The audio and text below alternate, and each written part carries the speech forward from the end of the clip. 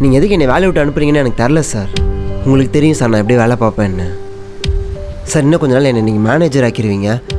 அதுக்கப்புறம் எனக்குன்னு ஒரு பிரான்ச்லாம் நீங்கள் ஓப்பன் பண்ணி கொடுப்பீங்கன்னு ஒரு நம்பிக்கையில் தான் சார் நான் அவ்வளோ வேலை பார்த்தேன்.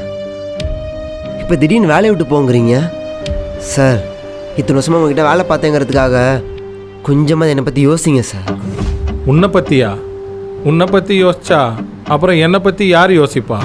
பிரான்ச்சுக்கு 4 பேருன்னு என்கிட்ட 100 பேருக்கு மேலே வேலை செய்கிறாங்க.